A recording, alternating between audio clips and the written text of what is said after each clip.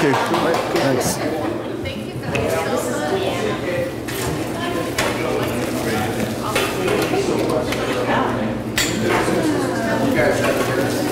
I always bring gifts for my audience so that they don't fear laughter. Some people are afraid to laugh. And so that's why I bring my little goodie bag here, so you feel comfortable in laughing if you want to. It's kind of like a thing to where some people are afraid to break wind. It's okay. Consider this like a giant public restroom, and farting is encouraged. All right. I had an ex-girlfriend one time that she said I would crack her up so much that, she'd lose control. So we have adult things like this. So it's a unisex one, so no discrimination here. Anyway, this is the time of year when it's just it gets really warm outside, and people that come from other parts of the country to visit, they decide they want to live out here until reality sets in, when the rain falls, right? And falls, and falls, and falls. Then it's not such a good idea anymore. What amazes me is, when weather gets really hot, people do really kind of creative things to try to stay cool.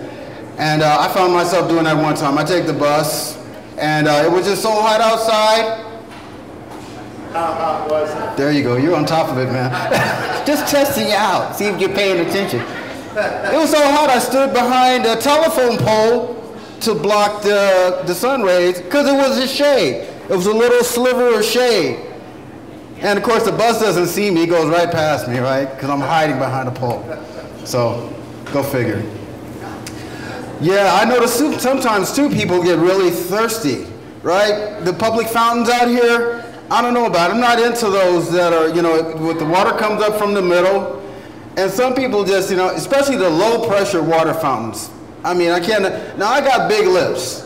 Now, I can suck the water out of the ground, They use me over at the Gulf, over there, BP and everything. But when it comes to, because I see different things. I see when people like birds, they bathe in that bath water. They bathe in that water. They take their booty in. People got their dogs, and stuff, and I don't know how you feel about that. But like, come on, Rover, come on. He's like all up and licking all here. I'm like, So, I even saw one person one time bring in, this is funny. You watch somebody trying to get water out of one of those fountains, the spouts, they get a cup. And they try to get water out by using a cup. Now that's funny. You want to sit back and watch that, like, shh, get the brother, and it just doesn't work from somehow. I got an idea. Why not just go to Mickey D's and go say, just get a straw, right? Get a straw, just like, right? Just get, I figured that one out. Oh, yeah, so, anyway, what's up, everybody? Having a good time, summertime? I figure summer is good if, you must be having a good time back there. Tomorrow is Hump Day. Woo! Hump Day, you looking forward to Hump Day, people? Yeah, Hump Day. Yeah, the people that have companions, they're going, yes!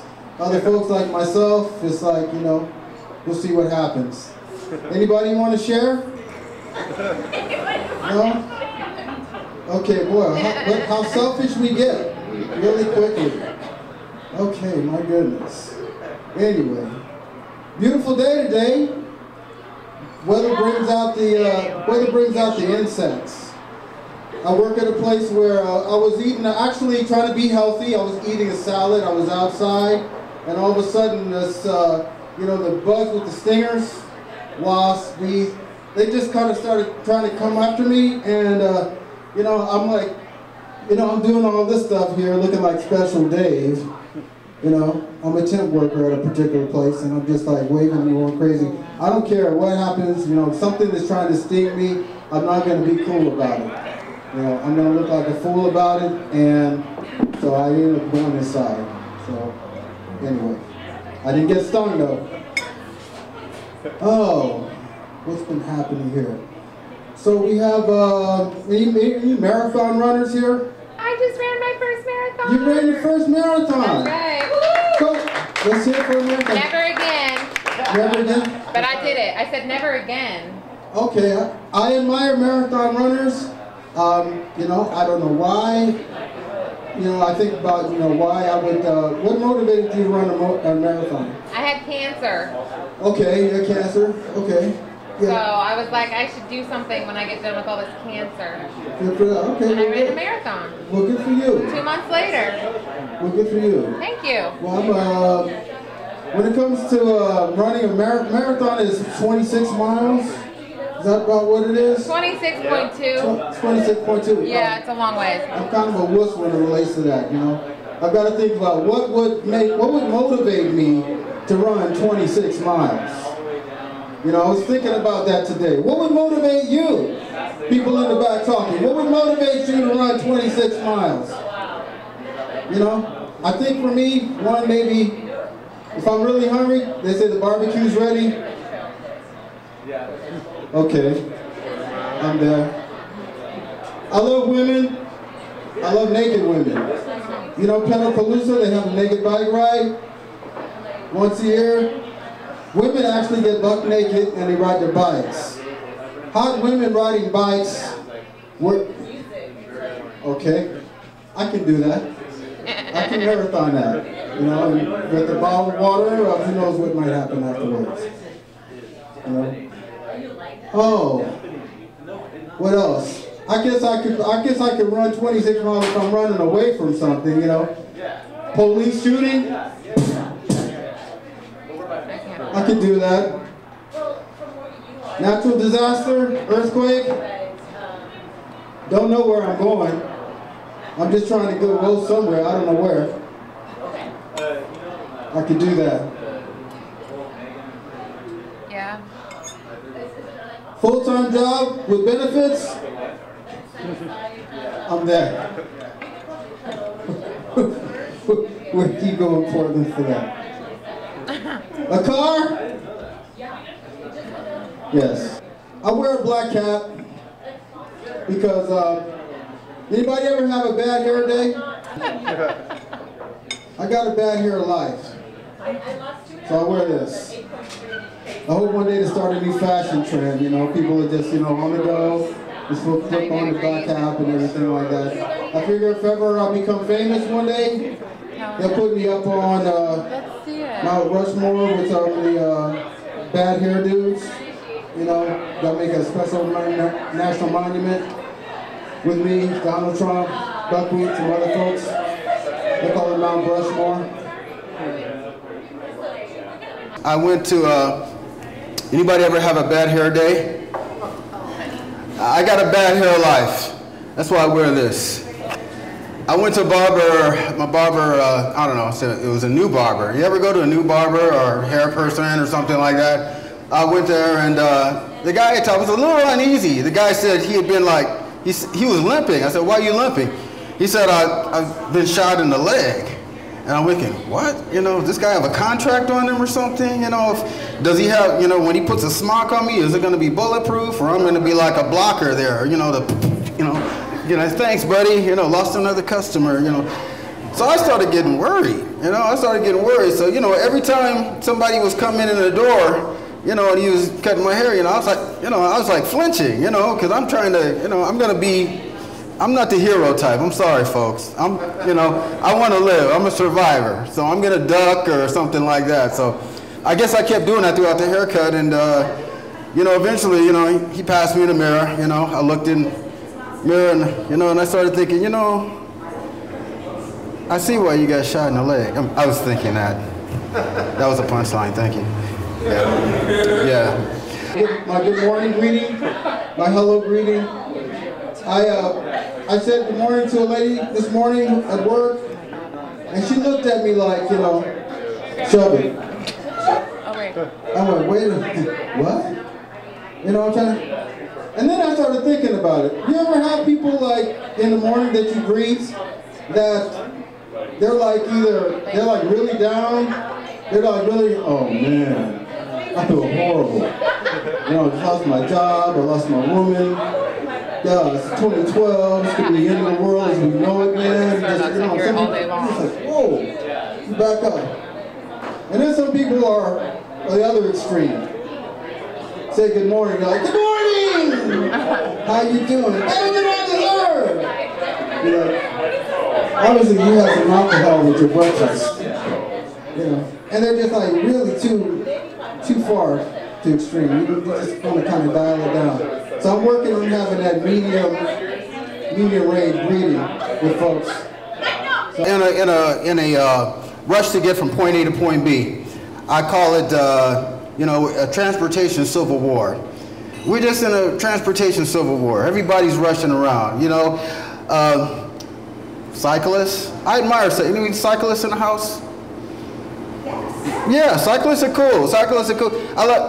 Cyclists look like superheroes. Some of them do, right? With the color. Not all of them, but some of them that I really admire. They got they got the flashy colors on. They got the helmets on that look like human brains. Superhuman brains. They're like really aerodynamic. They look like they're in a hurry. You just don't want to get in their way. They look like they're fighting crime. Yeah, excuse me. Just let them go. I don't know if you've ever been a pedestrian, just walking on the street, minding your own business. And I find when I'm a pedestrian, just for some reason, there's been a lot more cyclists that want to use that spot. Use the space on the side. I've gotten to the point to where it's less traffic in the bike lane. And I'll just say, you know what, you want to like pass by me at 120 miles an hour, you take the sidewalk, I'll just take the bike lane, I'll just, it works, whatever works. And now they got another thing too, where I don't know if you've ever been a pedestrian walking down the street and, you feel like you hear this sound, this rumbling sound, just like a bowling ball. You feel like a human bowling pin. When these skateboards, right? These skateboards, like the skateboards are getting bigger and bigger. They're like the size of surfboards now. It's like, you're just like, whoa, it's like they're playing a game with you. They want to see how close they can get to you without like knocking you over. Or again, make you feel like a bowling pin. You just wobble and wobble. Let's see if he falls. Oh, no, let's try again. Transportation civil war. Yeah, I used to drive. If you drive, this lady who came from out of town, she was from Ohio. And she said, here in Portland, you guys have aggressive pedestrians. And I went, aggressive pedestrians? I said, what does she mean by that? And I thought about what she says, the people that walk across the street in front of the cars, and they act like they got bumpers on. Like you gotta stop, for whatever they do. And I guess some people do, because we're nice, we're like, oh no, after you, and like, so and I remember those times when I was driving. You remember those times when you're driving? You may drive now. People just gets right in front of you, and a flash in your mind comes, like, what would it be like to turn this person into a human field goal, right?